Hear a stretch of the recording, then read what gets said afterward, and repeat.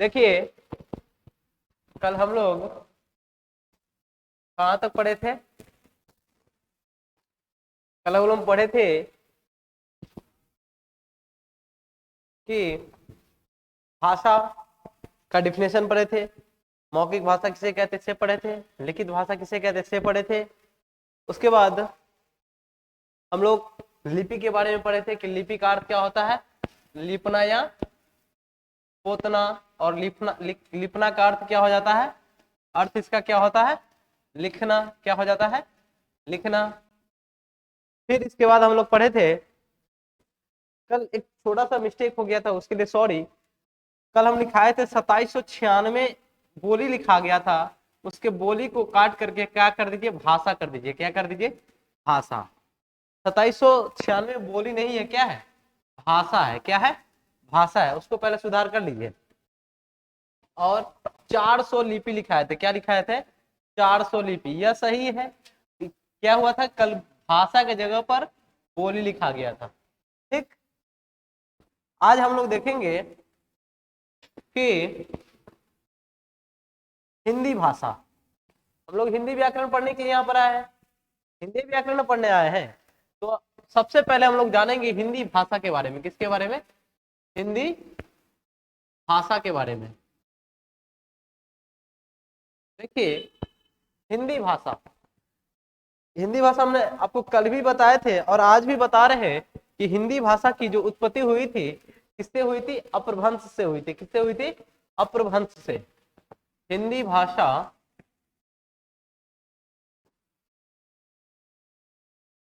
की उत्पत्ति अपभ्रंश से हुई है। किससे हुई है, अपभ्रंश से। और यह जो अपभ्रंश है, अपभ्रंश की भी उत्पत्ति, अपभ्रंश की उत्पत्ति प्राकृत से हुई है। किससे हुई है, प्राकृत से हुई है।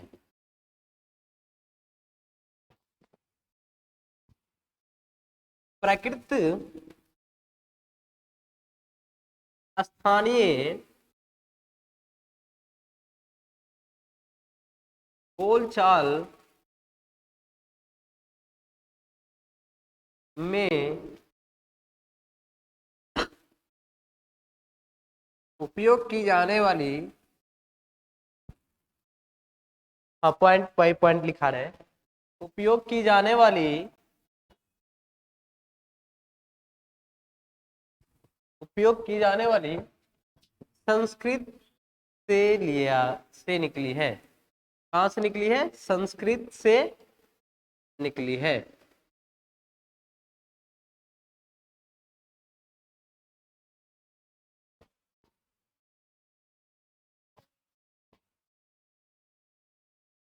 प्राकृत नहीं पता चल रहा, देखिए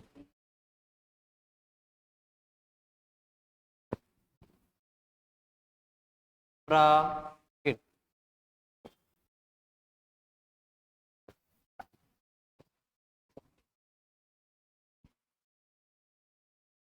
देखिए यह जो हिंदी भाषा है, आपसे कोई पूछेगा कि हिंदी भाषा की उत्पत्ति किससे हुई है, तो आप क्या बोलिएगा, अपभ्रंश से हुई है। किससे हुई है, अपभ्रंश से। और फिर आपसे ये भी पूछ सकता है, पैरामेडिकल का एक बुक है जिसमें हम देखें कि आप यह भी पूछ दिया कि अपभ्रंश की उत्पत्ति किससे होती है, तो अपभ्रंश की उत्पत्ति किससे होती है, प्राकृत से। हिंदी भाषा की उत्पत्ति किससे होती है, अपभ्रंश से। और अपभ्रंश की उत्पत्ति किससे होती है, प्राकृत से। लेकिन बोलचाल में सिंपली किसी से पूछेगा ना, तो कहेगा कि हिंदी का उत्पत्ति कहां से हुआ, संस्कृत से। कहां से हुआ, संस्कृत से। जो क्या है, गलत है। क्या है, गलत है। डायरेक्ट संस्कृत से नहीं हुआ है, डायरेक्ट संस्कृत से नहीं हुआ। देखिए अब यदि डायरेक्ट पूछेगा तो किससे हुआ है, डायरेक्ट अपभ्रंश से। किससे हुआ, अपभ्रंश से। और अपभ्रंश की भी उत्पत्ति किससे हुई है, तो प्राकृत से। और फिर पूछेगा कि यह जो प्राकृत है, वह प्राकृत की भी उत्पत्ति कहीं ना कहीं से जरूर हुई होगी। वो भी तो कहीं ना कहीं से निकला होगा भाई। तो वह कहाँ से निकला है? मान लीजिए साधारण भाषा, स्थानीय स्तर पर, स्थानीय स्तर पर कोई बातचीत करते, जैसे हम ठेठी में बात करते हैं या कुछ और भाषा में बात करते हैं, जिस क्षेत्र में रहते हैं उस क्षेत्र की बोली में जिस भाषा में बात करते हैं, उसी प्रकार से स्थानीय जो बोलचाल में उपयोग की जा रही थी भाषा, वो कौन थी? वह सरल संस्कृत थी। क्या थी? सरल संस्कृत। उसी से निकला है क्या? तो प्राकृत। उसी से क्या निकला है? प्राकृत। फिर कहता है, देखिए हिंदी जो भाषा है, हिंदी भाषा का बहुत बड़ा क्षेत्र है। ऐसा नहीं कि हिंदी भाषा बहुत कम क्षेत्र में बोला जाता है, हिंदी भाषा का एक बहुत बड़ा क्षेत्र है। और उन्हीं क्षेत्रों में से कुछ क्षेत्र है, एक क्षेत्र है मान लीजिए बिहारी भाषा, बिहारी भाषा। दूसरा क्षेत्र है, लिखिएगा नहीं, पश्चिमी, पश्चिमी भाषा।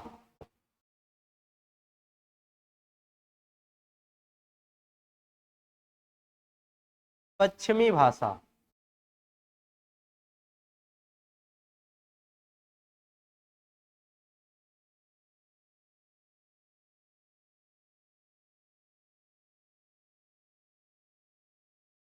पश्चिमी भाषा।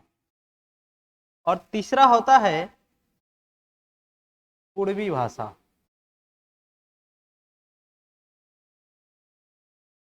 देखिए, तो यह जो बिहारी, बिहारी के भय उड़ गया है, लगता है बिहारी का ह भाग गया है। देखिए ये क्या है? बिहारी भाषा, पश्चिमी भाषा और पूर्वी भाषा। इसी में इस सब का भी कहीं ना कहीं से उत्पत्ति हुआ होगा। तो लिखिए,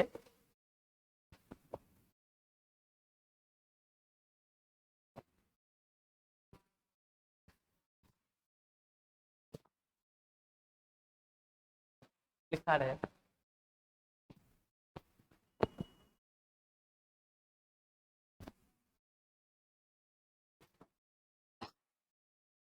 पश्चिमी हिंदी भाषा का विकास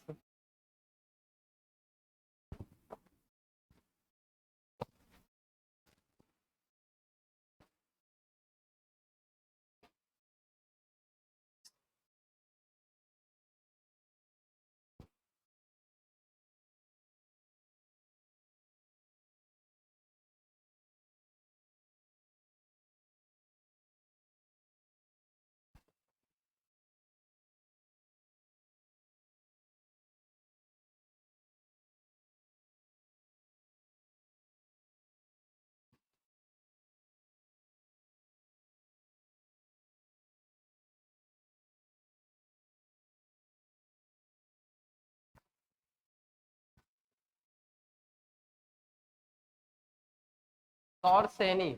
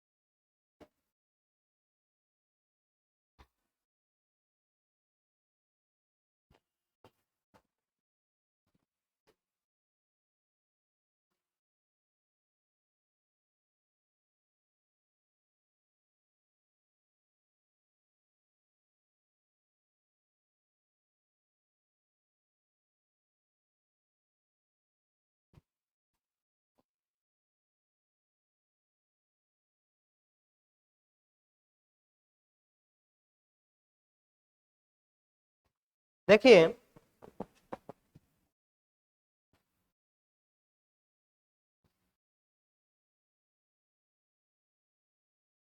आपसे पूछेगा कि पश्चिमी हिंदी भाषा का जो विकास हुआ है किससे हुआ है? तो शॉर्ट श्रेणी से हुआ है। किससे हुआ है? शॉर्ट श्रेणी से। और पूर्वी हिंदी भाषा का विकास किससे हुआ है? अर्धमागधी से। किससे हुआ? अर्धमागधी से। और फिर कहता है कि यह जो बिहारी भाषा है, बिहारी भाषा का विकास किससे हुआ है? तो मागधी भाषा से हुआ है। किस भाषा से? मगधी भाषा से। अब हम लोग इसका विस्तार क्षेत्र जानेंगे। जैसे हम लोग बिहार में है, कहाँ है? बिहार में। तो बिहार में है, तो बिहार में बहुत सारे भाषा है। जैसे हम मिथिलांचल की तरफ चले जाए, कहा मिथिलांचल की तरफ चले जाएंगे, मिथिलांचल की तरफ, तो मिथिलांचल में हमको क्या सुनने को मिलेगा? मैथिली। क्या सुनने के लिए मिलेगा? मैथिली। और वही हम जब चले जाएंगे किधर, आरा भोजपुर के तरफ, आरा भोजपुर सारण मोतिहारी के तरफ चले जाएंगे, कैमूर के तरफ, तो हमको क्या सुनने को मिलेगा? उधर कारी, उधर कारी क्या चला था? भोजपुरी। क्या चला था? भोजपुरी चला था। क्या चला था? भोजपुरी भाषा। तो जैसे मान लीजिए भोजपुरी भाषा, तो भोजपुरी भाषा जो है, जैसे कोई एग्जाम्पल में देखे, जैसे हमें लौक रहा है, हमें क्या कर रहा है? लौक रहा है। तो ये हम क्या बोले? हमें लौक रहा है, लौक रहा है। लौक रहा है मतलब हमें दिखाई दे रहा है, हमें लौक रहा है। तो कौन में हो गया? भोजपुरी में। हमें दिखाई दे रहा है किस में हो गया? हिंदी में। किस में हो गया? हिंदी में। हम जाई छी, हम कथी कर छी? जाई छी। जाई छी किस में हो गया? मैथिली में। किस में हो गया? जाई छी। छाछे छी जिसमें लग गया हो किस में हो जाएगा? मैथिली में। हम जा रहे हैं, ये किस में हो गया? अब मैं जाता को, मैं जाता को, मैं को जाता। अब दिल्ली की एक भाषा है, कुछ हो जाएगा उसमें को लगा देगा। मैं जाता को, मैं पढ़ने को खाता को, मैं रोता को। बहुत अजीब अजीब हिंदी मिलेगा। खड़ी बोली, खड़ी बोली तो आप सुने होइएगा, बचपन से स्कूल में पढ़े होइएगा तो जरूर सुने होइएगा कि ये लड़का बहुत खड़ी हिंदी में बात करता है। कैसे कहते हैं? सर क्या हाल है? ठीक है सर। क्या नाम है? फल्ला कुमार। एकदम खड़ी हिंदी में बोलता है। इसके जब भी देखते हैं क्या करता रहता है? खड़ी हिंदी में बात करता रहता है। जहां देखो बड़ों को बड़ी आदर सम्मान के साथ बात करता है। तो वही बात है। अब देखिए इसके बाद नोट में लिखिए कुछ बातें। किसमें? नोट में।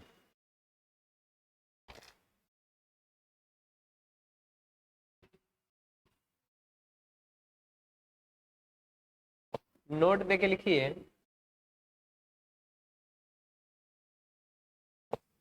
हमारे देश में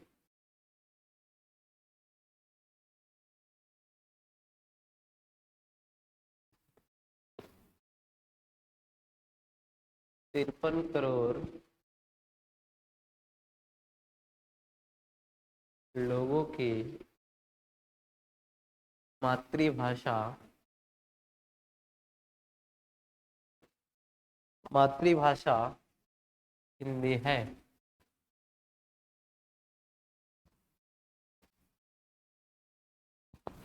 नोट नंबर 2,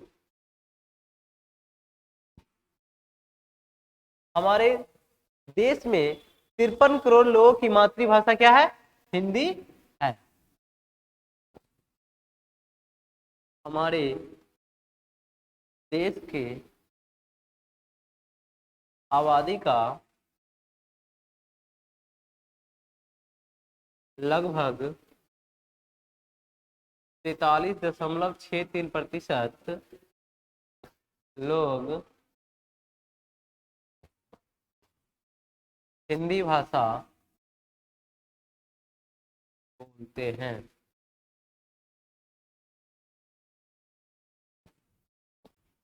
नोट नंबर 3,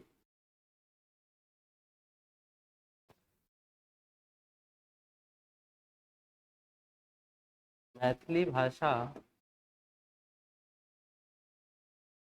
के सुप्रसिद्ध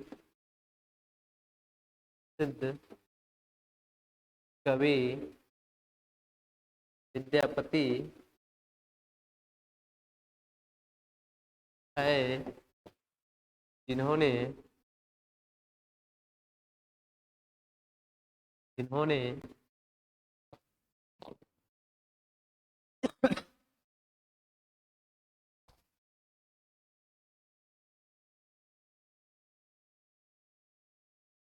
जिन्होंने मैथिली भाषा के विकास में इनका बहुत योगदान है।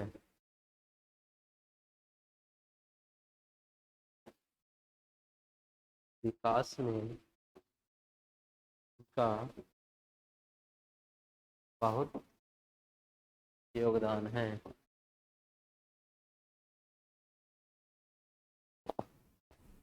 नोट नंबर 4, भोजपुरी भाषा के बहुत बड़े प्रचारक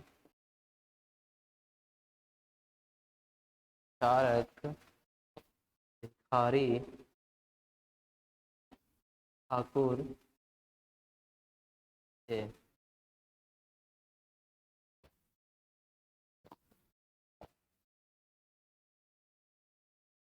एक नोट और लिखा जाएगा। हाँ, भिखारी ठाकुर थे।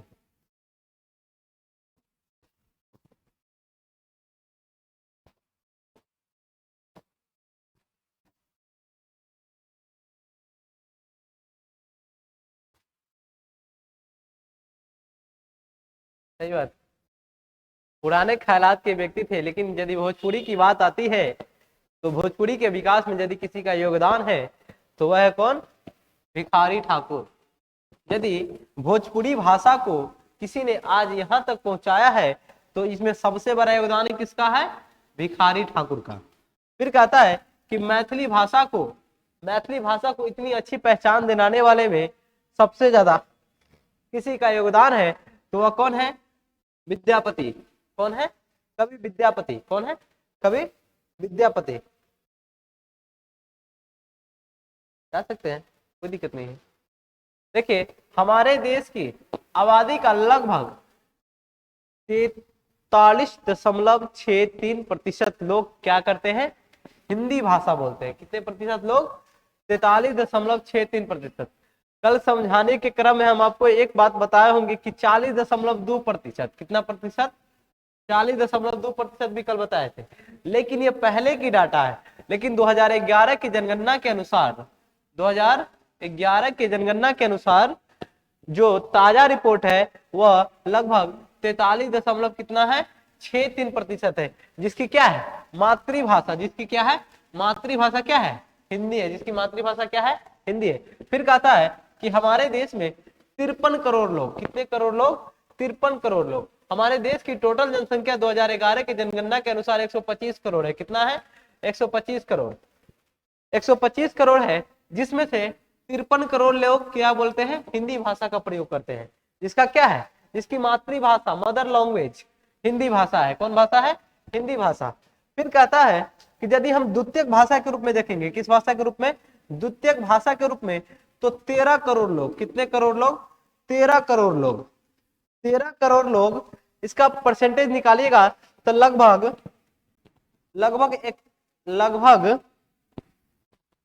11% लोग, लगभग कितना प्रतिशत? 11% लोग का सेकेंड लैंग्वेज, जिस प्रकार से बिहार का सेकेंड लैंग्वेज क्या है? उर्दू है। क्या है? उर्दू। जैसे आप मान लीजिए बोर्ड का एग्जाम देते हैं, 10th बोर्ड का, तो 10th बोर्ड में रहता है कि आप अपनी मातृभाषा को लीजिए, चाहे द्वितीयक भाषा को लीजिए। आप अपनी मातृभाषा की जगह पर जो मुस्लिम समुदाय के बच्चे होते हैं क्या करते हैं? हिंदी को ना लेकर किसको ले लेते हैं? उर्दू को लेते हैं। उर्दू को लेते हैं, नहीं लेते हैं। तो उनका जो हमारे इसी प्रकार से हमारा जो क्या है, हमारा जो हिंदी है, तो कोई जरूरी तो नहीं है कि हमारे यहाँ लगभग हर राज्य, हमारे यहाँ कितने राज्य हैं? 28 राज्य है। कितने राज्य हैं? 28 राज्य। ये तो जरूरी नहीं है कि सब 28 के 28 राज्य में खाली सब क्या बोलेगा? हिंदी प्रयोग करेगा। आप कर्नाटक में चले जाइए, कन्नड़ बोलेगा। केरल में चले जाइए, मलयालम बोलेगा। पंजाब में चले जाइए, पंजाबी बोलेगा।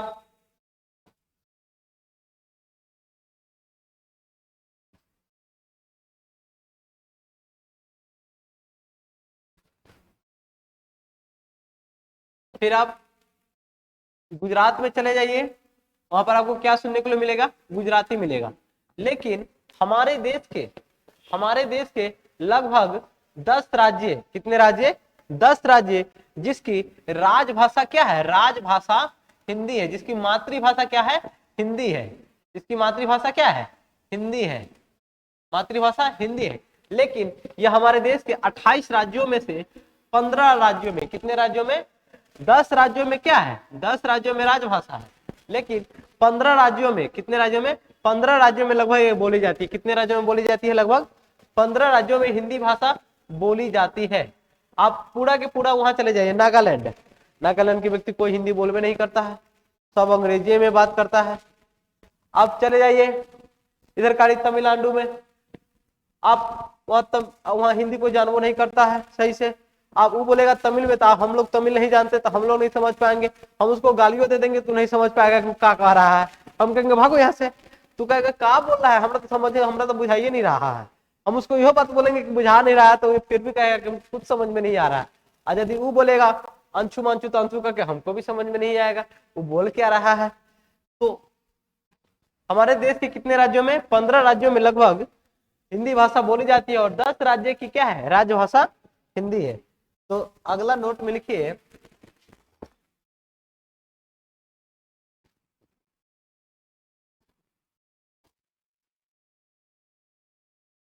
नोट नंबर क्या है 5।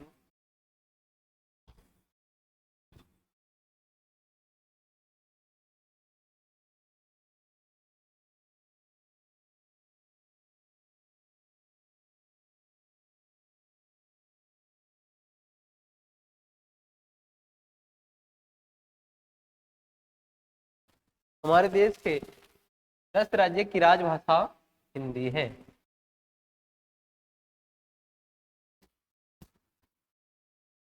ये नोट वाला पॉइंट याद रखिएगा, क्योंकि नोट पॉइंट बहुत ज्यादा पूछता है।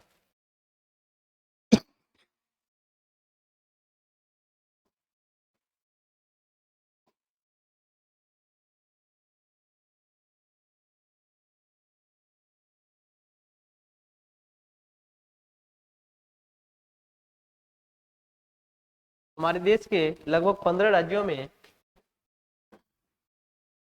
हिंदी भाषा बोली जाती है।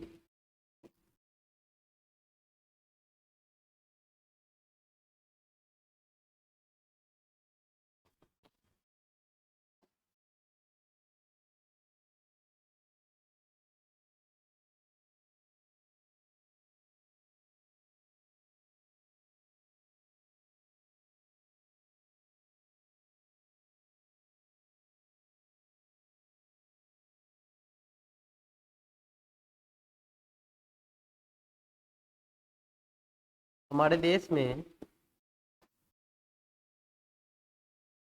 लगभग 13 करोड़ लोग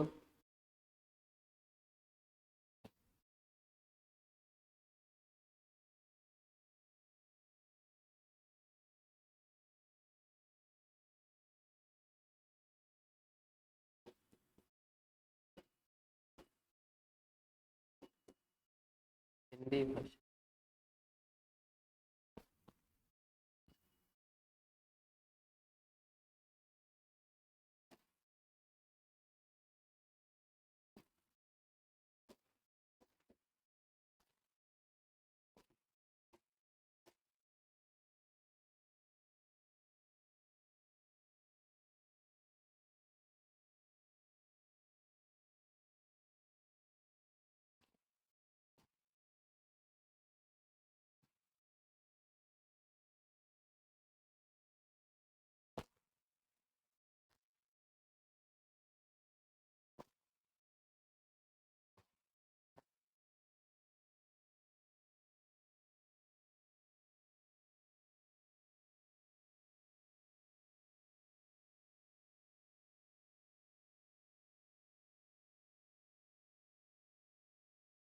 देखिए हमारे देश के कितने राज्यों में, तो 10 राज्यों में, 10 राज्यों की राजभाषा क्या है, हिंदी है। जिसमें फर्स्ट ऑफ ऑल मातृभाषा के रूप में किसका प्रयोग किया जाएगा, हिंदी का। लगभग कितने राज्यों में, 15 राज्यों में। कितने राज्यों में, 15 राज्यों में, जहां पर हिंदी भाषा बोला जाता है। कौन भाषा बोला जाता है, हिंदी भाषा। फिर कहता है कि हमारे देश में 13 करोड़ लोग, कितने करोड़ लोग, 13 करोड़ लोग जो हिंदी भाषा को किस द्वितीय भाषा के रूप में, सेकेंड लैंग्वेज के रूप में, किस लैंग्वेज के रूप में, सेकेंड लैंग्वेज के रूप में। फर्स्ट लैंग्वेज में अपना दूसरा चीज रखते हैं, लेकिन सेकेंड लैंग्वेज में क्या चीज रखते हैं, तो हिंदी रखते हैं। क्या चीज रखते हैं, हिंदी। अब देखिए लिख लिए, बड़ा फास्ट लिख लेते हैं।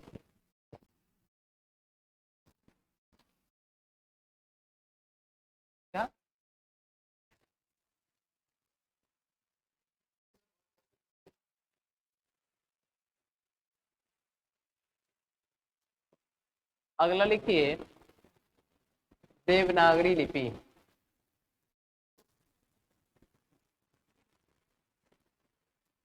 कल हम सिर्फ लिपि बताए थे, देवनागरी लिपि के बारे में कुछ नहीं बताए थे। सिर्फ कल लिपि को, लिपि मतलब होता है लिपना पोतना, ये सब बता दिए थे।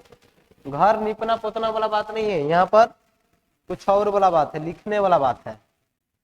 देखिए यह जो देवनागरी लिपि है, देवनागरी लिपि की उत्पत्ति, देवनागरी लिपि की उत्पत्ति ब्राही से हुआ है।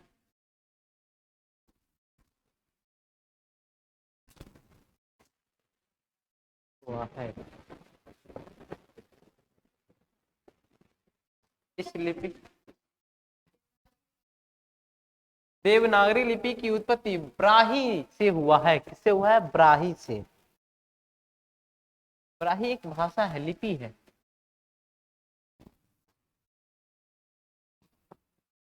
इसकी शुरुआत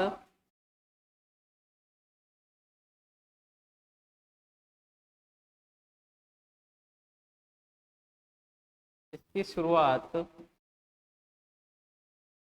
8वीं और 9वीं सदी में हुई है।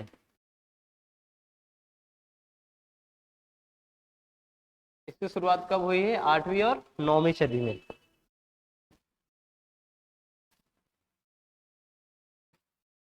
तो समझिए, कहता है कि देवनागरी जो लिपि है, देवनागरी लिपि किससे निकला हुआ है? ब्राही लिपि से। और इसकी शुरुआत कब हुई है? तो 8वीं सदी और 9वीं सदी में। देखिए 8वीं सदी की एक कहानी छोटा सा बता देते हैं कि राष्ट्रकूट के राजा, राष्ट्रकूट के राजा और और बड़ौदा के राजकुमार, बड़ौदा के राजकुमार ध्रुवराज, ध्रुवराज ध्रुवराज ने अपने राज्य में, अपने राज्य में अपने राज्य में देवनागरी लिपि में, देवनागरी लिपि का विकास करने में, देवनागरी लिपि का विकास करने में इन दोनों का बहुत बड़ा योगदान है। कब की बात है? तो 8वीं सदी और 9वीं सदी में। 8वीं सदी और 9वीं सदी की शुरुआत थी। उस टाइम में राष्ट्रकूट और बड़ौदा के राजकुमार ध्रुवराज ने इस लिपि का विस्तार करने के लिए इन्होंने पूरे राज्य में, अपने पूरे राज्य में घोषित कर दिया कि जितने भी सारे काम होंगे आज से वो किस भाषा में होंगे, किस लिपि में होंगे? तो देवनागरी लिपि में। फिर कहता है कि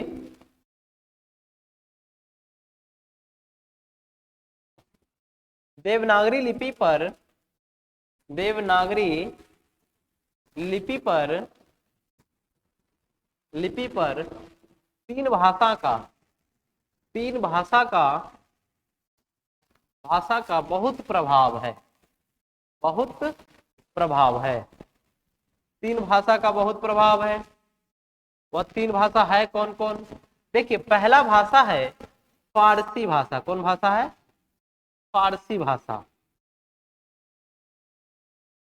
फारसी भाषा। और दूसरा भाषा है बांग्ला भाषा। कौन भाषा है? बांग्ला भाषा।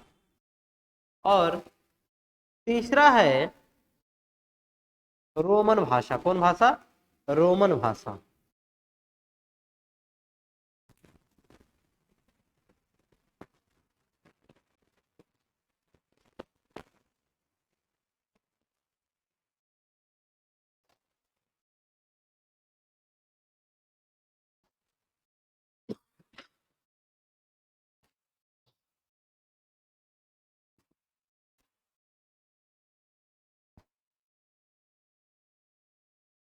हो गया? अब देखिए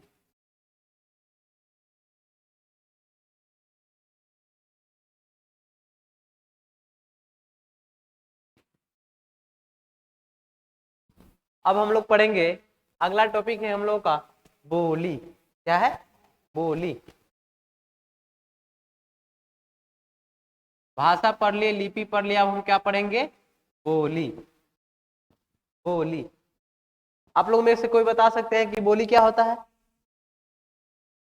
कुछ भी बोलिए, जो मन में आता है सो बोलिए, कुछ भी डिफिनेशन बताइए, अपने मन से मनगढ़ंत कहानी बनाइए।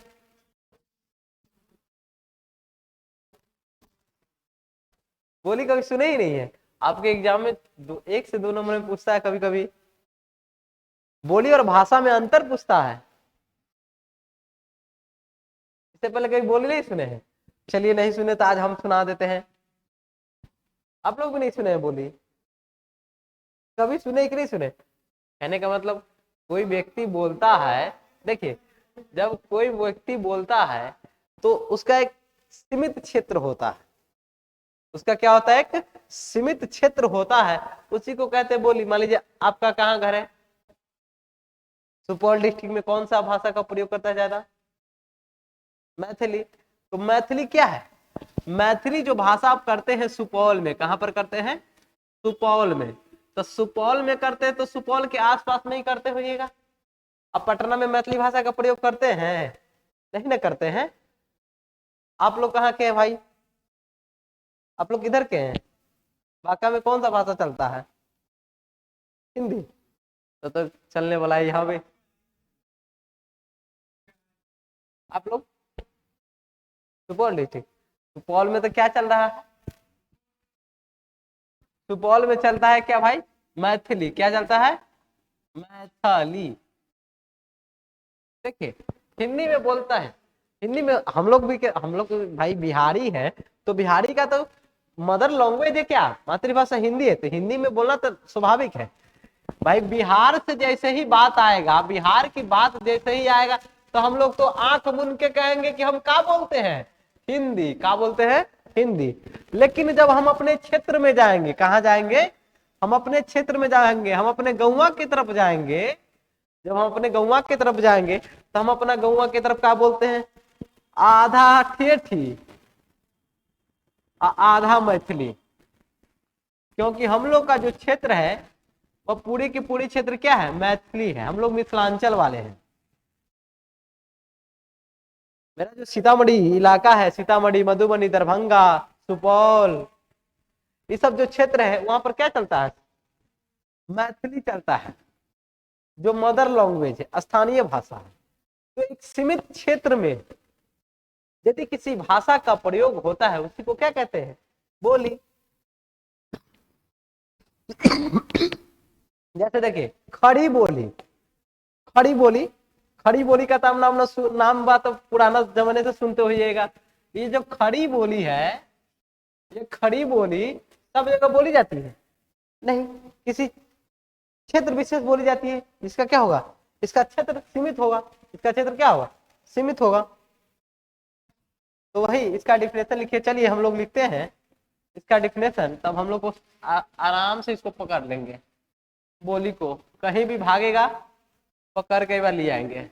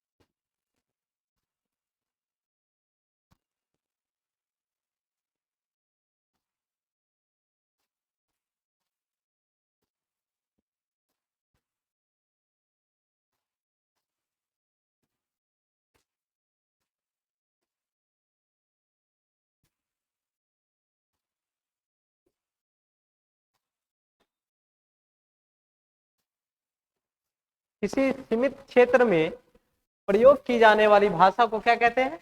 बोली कहते हैं।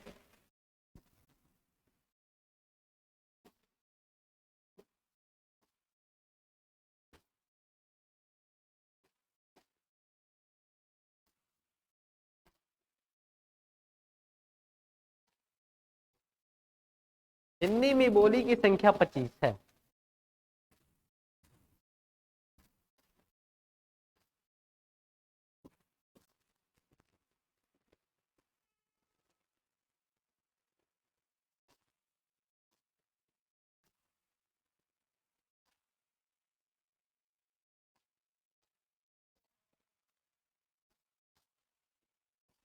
देखिए, किसी सीमित क्षेत्र में प्रयोग की जाने वाली भाषा को हम लोग क्या कहते हैं? बोली कहते हैं। जैसे अभी हम बताएं, आरा की तरफ में चले जाइए, भोजपुरी सुनने को मिलेगा। हमारे सीतामढ़ी चले जाइए, मधुबनी चले जाइए, सुपौल चले जाइए, काची मिलेगा। हर क्षेत्र की अपनी अपनी भाषा है। कहीं पर ठेठी चलता है, पटना में चले जाइए, गया में चले जाइए प्राकृत और मगधी चलता है। इधर कड़ी बेगूसराय और लखीसराय की तरफ मगही चलता है। हर क्षेत्र में क्या होती है? अपनी इस हर क्षेत्र की अपनी कोई ना कोई स्थानीय भाषा होती है, जिसका प्रयोग करके क्या करते हैं लोग? अपना जीवन अर्पण करते हैं, अपना जीवन यापन करते हैं और जीवन को आगे बढ़ाते हैं। तो उसी क्षेत्रीय भाषा को क्या कहते हैं? बोली कहते हैं। अब हम लोग लिखेंगे बोली और भाषा में क्या अंतर। कुछ पूछना है?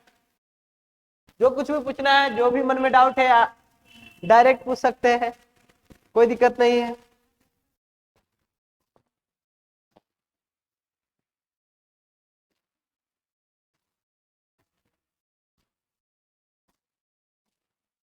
स्टार मार के लिखिए, बोली और भाषा में क्या अंतर है। बोली और भाषा में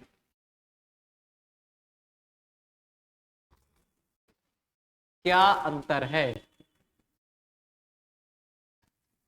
बोली और भाषा में क्या अंतर है।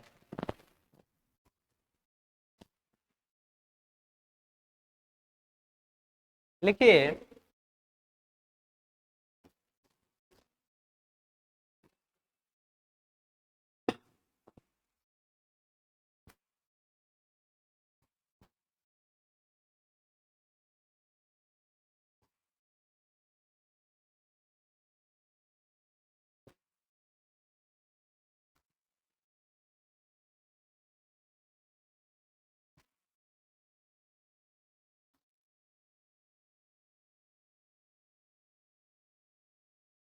बोली और भाषा में निम्नलिखित अंतर है।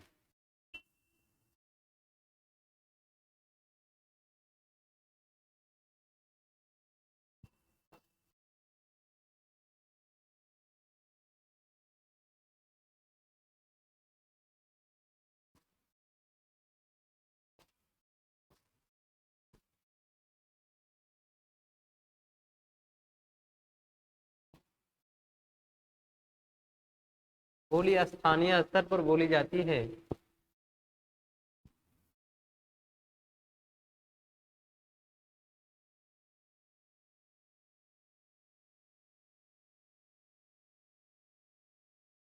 जबकि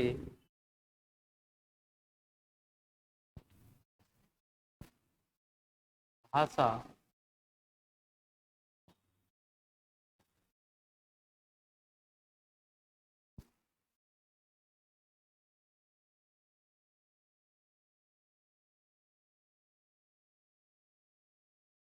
राष्ट्रीय और अंतर्राष्ट्रीय स्तर पर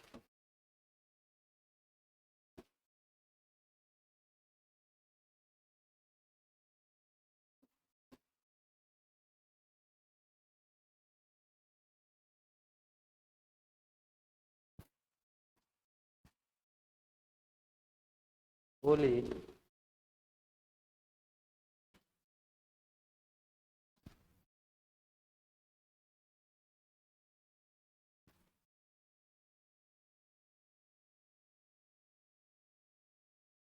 एक सीमित क्षेत्र तक होता है।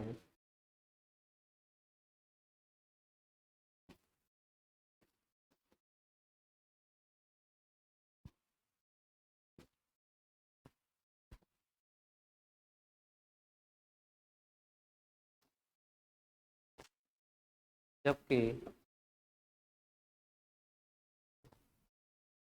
भाषा असीमित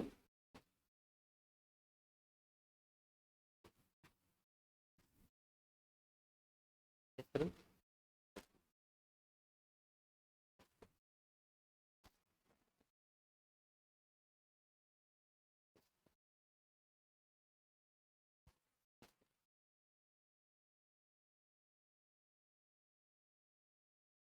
बहुत टाइम है अभी, बहुत टाइम है।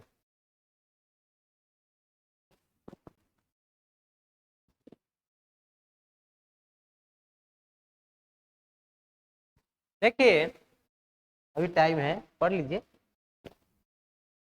देखिए बोली और भाषा में क्या अंतर है।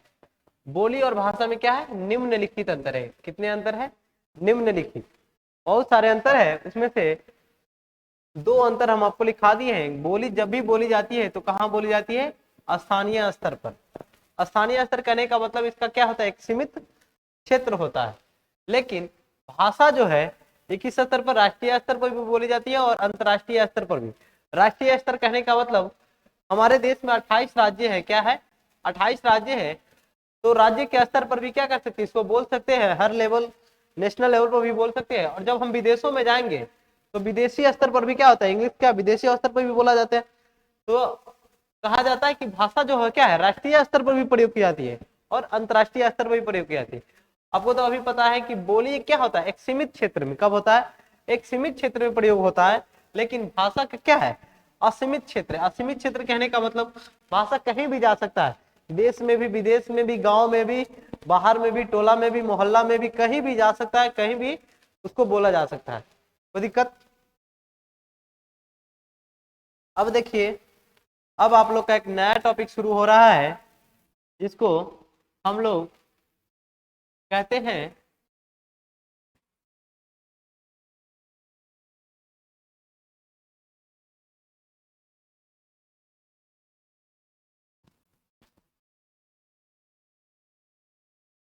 अभी भी नहीं गया है ऊपर, चलो भाई थोड़ा और ऊपर चलो, नया टॉपिक है।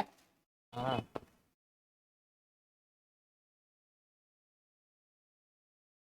क्या, सिर्फ आज समझा देते, लिखा कर देंगे। आज हम सिर्फ समझा देते हैं, लिखाने का जो भी प्रोग्राम है कल कर देंगे, कोई दिक्कत। आप लोग मगर जवान है, अभी नया नया खून है, 12th पास करके आए हैं आप लोग, तो अभी तो नया नया खून आना चाहिए।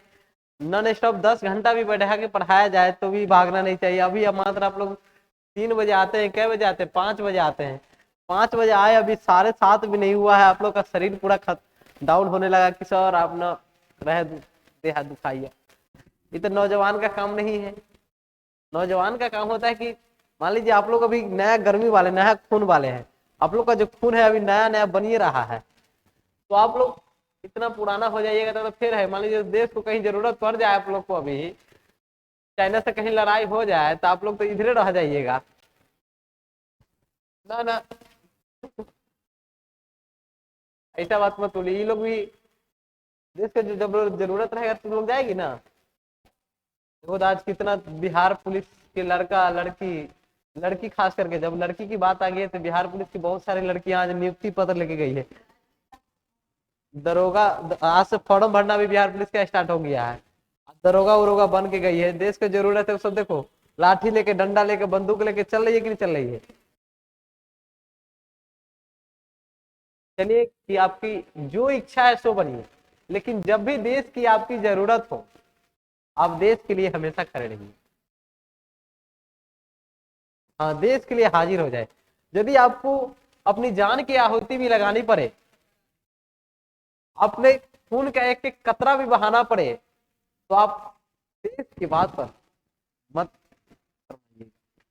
यदि सर कलम भी करना पड़े किसी का तो पीछे मत हटिएगा, क्योंकि सबसे पहले देश है। यदि देश है तब कुछ है।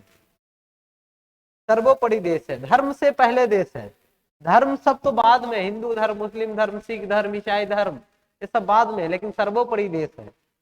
देश की आन बान शान जब तक बनी रहेगी, आपके मान मर्यादा और प्रतिष्ठा आपके साथ रहेगा। नहीं तो फिर वही पुरातन जमाने की गुलामी करनी पड़ेगी अंग्रेजों की।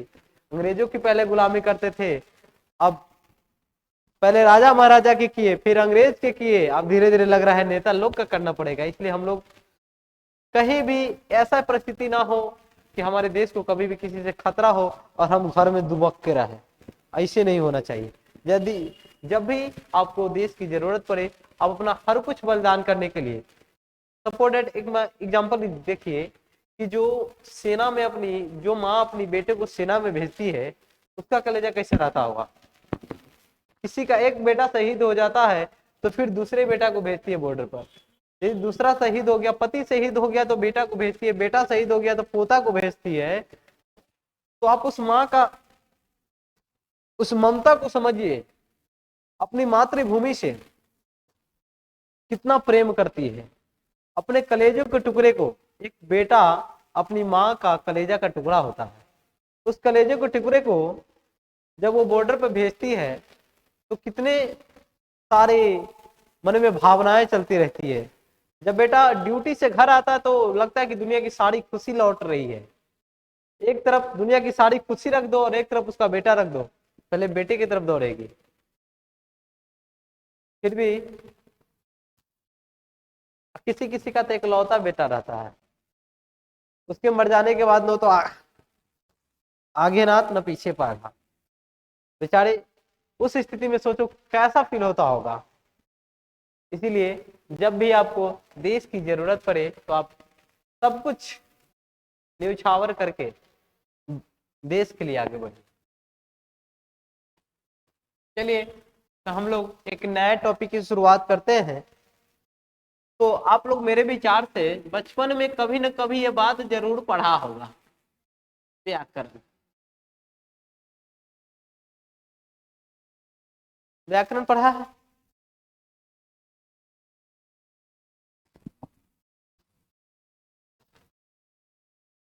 खड़ा हो जाइए, कोई बता सकते हैं तो बताइए खड़े होकर। आता है तो बताइए, नहीं आता है तो भी बताइए। आता है तो बताइए, नहीं भी आता है तो भी बताइए, मगर कुछ कुछ बताइए, जैसे मेरा भी मन लगा रहेगा कि हम लोग, मेरा बच्चा कुछ ना कुछ पहले से पढ़ के आया है, तो हमको थोड़ा खुशी रहेगा कि हम थोड़ा भी बताएंगे कि लोग पूरा समझ जाएगा। बचपन में एक ही बात सीखा होगा, सूद सूद पढ़ना लिखना बोलना, जिससे हमको आता है क्या कहलाता है? व्याकरण कहलाता है। ये तो बचपन से रटते आ रहे कि नहीं आ रहे? कि जहां देखो भैया, बड़े भैया आ गए, पूछेंगे व्याकरण किसे कहते हैं, सूद सूद पढ़ना लिखना बोलना को व्याकरण कहते हैं। खड़ा हो गए, बचपन में 2 क्लास की बात बताते हैं, 1 क्लास की बात बताते हैं, पिछो न रहे चाहे न रहे, मास्टर साहब कहीं खाली व्याकरण की परिभाषा लिखा दिया, भर दिन में 4 बारी वही से वही तक जा जाके पढ़ते रहेंगे। व्याकरण किसे कहते हैं, व्याकरण किसे कहते हैं, व्याकरण किसे कहते हैं, व्याकरण किसे कहते हैं। पढ़ते कि नहीं पढ़ते हैं?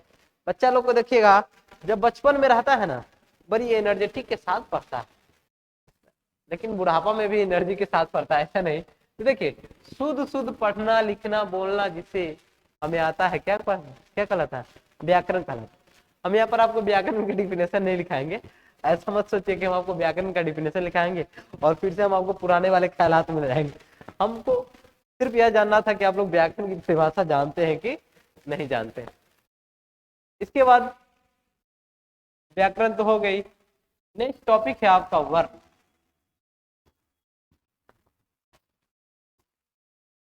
वर्ण भी कोई पढ़े है कि नहीं पढ़े हैं?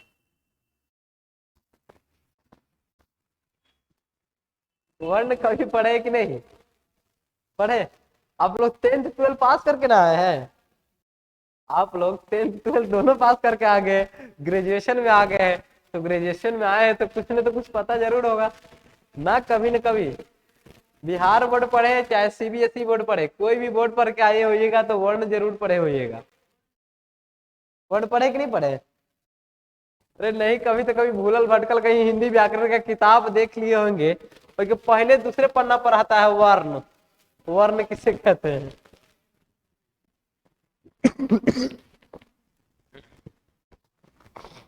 और आप लोग बताइए कुछ।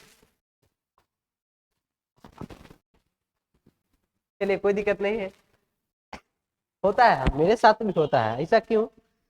सबको तो सब कुछ याद नहीं रह सकता है। रह सकता है? नहीं रह सकता है। ये दिमाग है, आगे भी दिमाग है पीछे भी दिमाग है, एगो बड़का एगो छोटका। तो बड़का छोटका दिमाग में होता क्या है, जब बड़का में डालते हैं ना तो छोटकिनवा में से उड़ने लगता है, और जब छोटकिनवा में डालते हैं तो बड़का में से उड़ने लगता है। तो वही बात है, सब कुछ यदि बचपन से लेकर आज तक जितना देखे हैं, जितना पढ़े हैं, सब कुछ याद रखे रहेंगे तो पता चलेगा बरास्टे कर गए, मेमोरी में डाउनलोड नहीं हो रहा है, ये तो एकदम खराब कर जाएगा। अब देखिए, वर्ण जो होती है भाषा की सबसे छोटी इकाई होती है। किसकी? भाषा की सबसे छोटी इकाई होती है। किसकी सबसे छोटी इकाई होती है? भाषा की। अभी हम लोग क्या पढ़े? भाषा पढ़े। तो आपसे पूछेगा कि भाषा की सबसे छोटी इकाई क्या होती है? भाषा की सबसे छोटी इकाई वर्ण। देखिए, सबसे छोटी इसको इसलिए कहते हैं क्योंकि यह जिस खंड में आता है, जिस रूप में आता है, मान लीजिए यह आ है, आ को आप तोड़ सकते हैं? नहीं तोड़ सकते हैं। आ को तोड़ सकते हैं? नहीं। अरे सी को तोड़ सकते हैं? नहीं तोड़ सकते हैं। तो वही कहता है कि भाषा की सबसे छोटी इकाई है। कौन सी इकाई है? सबसे छोटी इकाई है। और इसका डिफिनेशन कहता है, वो तो बता गया कि भाई वर्ण क्या है, भाषा की सबसे छोटी इकाई है, लेकिन इसका डिफिनेशन कहता है, इसका परिभाषा कहता है, इसका डिफिनेशन कहता है कि इसके परिभाषा अनुसार वर्ण का किसी भी परिस्थिति में, चाहे कितना भी डिफिकल्ट सिचुएशन आ जाए, आप इसका खंड या टुकड़ा नहीं कर सकते हैं। खंड या टुकड़ा नहीं कर सकते हैं।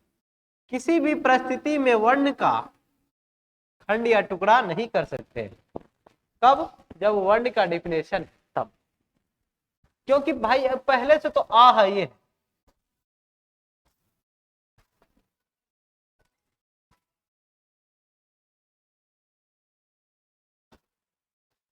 नहीं होता है कि आजकल के सबका रिंगटोन देख रहे, हमको लगा हमारा में तो ना बज रहा है, इसीलिए हम अपना मोबाइल छुए।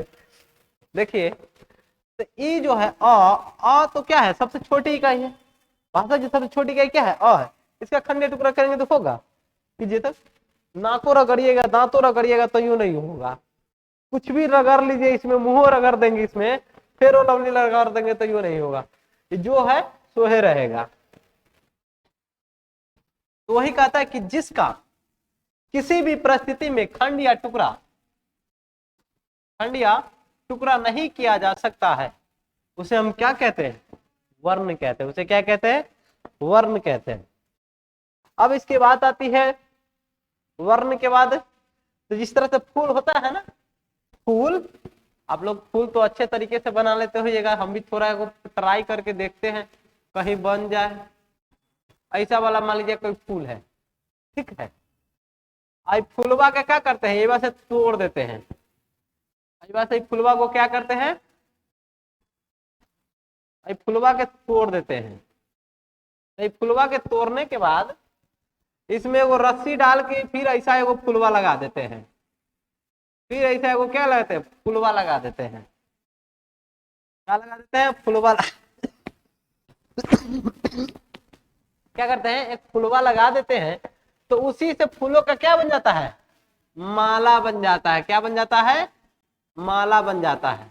उसी से क्या बन जाता है? फूलों का एक माला बन जाता है। ठीक उसी प्रकार से वर्ण को, किसको? वर्ण को जब एक साथ लाते हैं, जब वर्ण को एक साथ लाते हैं तो क्या बन जाता है? वर्णमाला बन जाता है। क्या बन जाता है? वर्णमाला। क्या बन गया? वर्णमाला। जब फूल को एक साथ लाते हैं तो माला बन जाता है, फूलों की माला। उसी प्रकार से जब हम वर्ण को एक साथ लाएंगे तो मेरा क्या बन जाएगा? वर्णमाला बन जाएगा। तो इसको हम कैसे डिफाइन कर सकते हैं? इसको परिभाषित कैसे करेंगे माला को? कि फूलों को समूह को क्या कहते हैं? माला। फूलों को समूह को क्या कहते हैं? माला या फूल माला। वर्णों के समूह को क्या कहेंगे? वर्णमाला। वर्णों के समूह को क्या कहेंगे? वर्णमाला।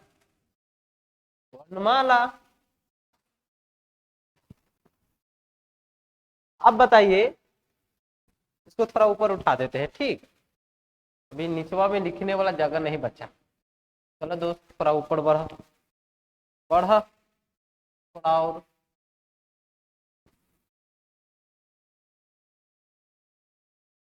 खाली फूल विभाग आता।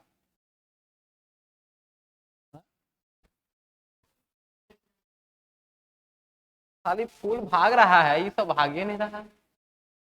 ये हमारा टाइम में हो कहा जाता है दोस्त। चलो भागे ना भगवत रहा ही बने, कोई दिक्कत ना बा। देखिए, अब जो वर्ण होते हैं, अब तो अब ये भी बता सकते हैं कि वर्ण कितने प्रकार के होते हैं। कोई व्यक्ति बताइएगा, वर्ण कितने प्रकार के होते हैं? वर्ण कितने होते हैं? हाँ, सही बात। वर्ण कितने होते हैं? 2 होते हैं। एक होते हैं स्वर वर्ण और दूसरा होते हैं व्यंजन वर्ण।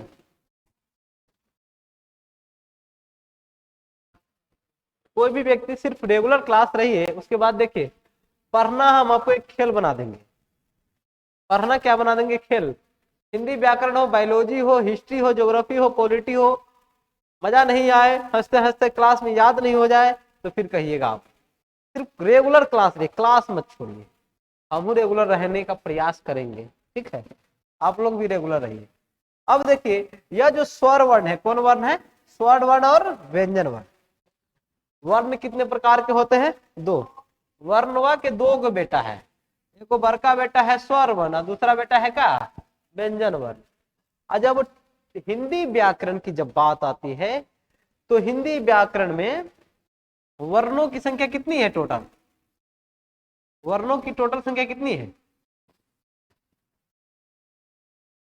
46। कितनी है? 46 है। वर्णों की, हिंदी व्याकरण में वर्णों की संख्या कितनी है? 46 है। 46 है। कितनी है? 46। और फिर इसमें से बताइएगा कि स्वर, आप तो पूछे कि स्वर जब वर्ण के, मान लीजिए बाबूजी के क्या है, 10 बीघा संपत्ति है। बाबूजी के 10 बीघा संपत्ति है, 2 भाई है तो बराबर बराबर बंटवारा होना चाहिए। 5-5 बीघा, 5-5 बीघा बंटवारा होना ना चाहिए। लेकिन यहाँ घपला कर देते हैं। देखिए, ये जो 46 को है, तो 46 को में 11 गो स्वर्ण वर्ण है। कै गो? 11 गो स्वर्ण वर्ण और 33 गो व्यंजन वर्ण है। जोड़िए, टोटल कितना हुआ?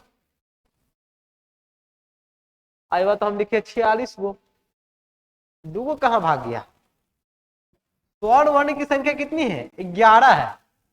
हिंदी व्याकरण में स्वर्ण वर्ण की जो संख्या है कितनी है? 11 है। और व्यंजन वर्ण की संख्या कितनी है? 33 है। जो दो वर्ण है, वह 2 वर्ण है। एक है अनुस्वार। क्या है? अनुस्वार।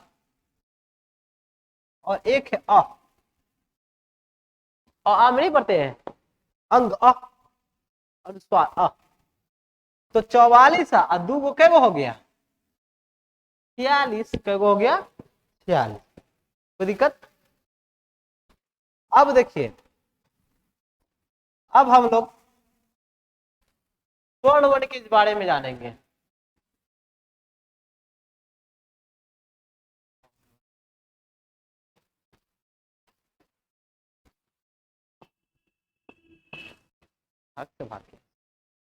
अब देखिए स्वर्ण वर्ण, तो अभी हम बताए हैं कि पहले तो हमको यह जानना पड़ेगा कि स्वर्ण वर्ण कहते हैं किसको है। मान लीजिए कोई व्यक्ति है, उस व्यक्ति का कुछ ना कुछ तो पहचान होता है। कोई ना कोई क्या होगा? पहचान होगा। चाहे नाक टेढ़ा होगा, मुंह टेढ़ा होगा, चाहे फलाना आदमी का बेटा होगा। इस प्रकार से कुछ ना कुछ क्या होगा? पहचान होगा। उसी प्रकार से स्वर्ण वर्ण का भी क्या होगा, अपना एक डिफिनेशन होगा, अपना एक परिभाषा होगा। तो आप लोग बताइए कि स्वर्ण वर्ण कहते किसको है, स्वर्ण वर्ण किसे कहते हैं? आप लोग नहीं बताइएगा तो हम ही बता देते हैं, टेंशन लेने वाली बात नहीं है।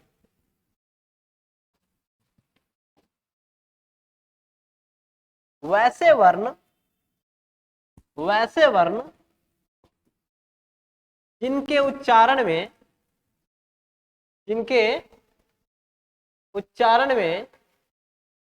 किसी दूसरे वर्ण की सहायता नहीं ली जाती है।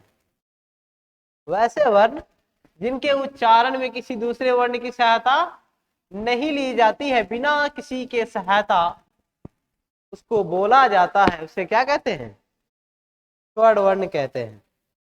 स्वर्ण वर्ण के भी तीन गो बेटे हैं, और व्यंजन वर्ण के तो बहुत सारा है, वो देखेंगे। तो स्वर्ण वर्ण की जो संख्या हम अभी बताए हैं कितनी है, 11, और 11 को इस तीनों बेटों में बांट दिया है।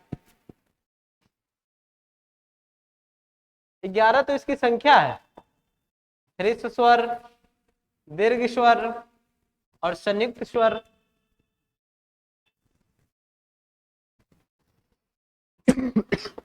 ठीक है, देखते हैं। आप लोग जितना भी पढ़ाए हैं क्या कीजिएगा, उसका रेस्टिक प्रैक्टिस करके आइएगा।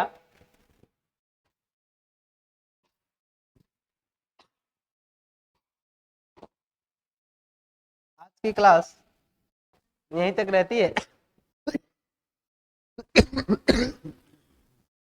कहने का मेरा मतलब है कि जितना भी पढ़ा दिए हैं सभी लोग कुछ न कुछ देख के आइए।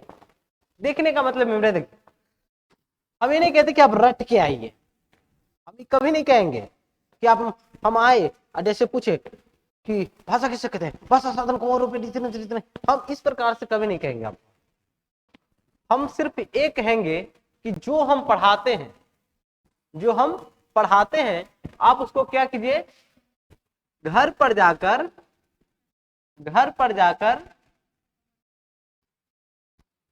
मात्र 3 से 4 बार पढ़ लीजिए, कुछ नहीं करना। एक दिन में हम एक पेज से 1.5 पेज लिखाते हैं, एक पेज से 1.5 पेज से ज्यादा नहीं होता होगा, मैक्सिमम 1.5 पेज। उसको मात्र क्या करना है, 3 से 4 बार सिर्फ पढ़ लेना है, जाना है, सिर्फ रीडिंग लगा देना है। शांत माहौल में आराम से रीडिंग लगाइए, आपके दिमाग में खटाखट घुस जाएगा।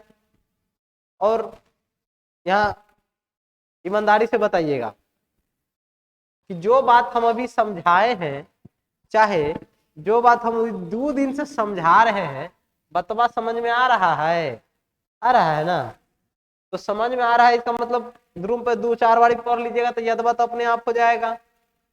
जब समझ में आ रहा है तो 2 से 3 बार जब हम पढ़ेंगे उस चीज को, तो समझे हुए तो यहाँ पर है, आधा से बेसी हम यहीं पर याद करवा देंगे।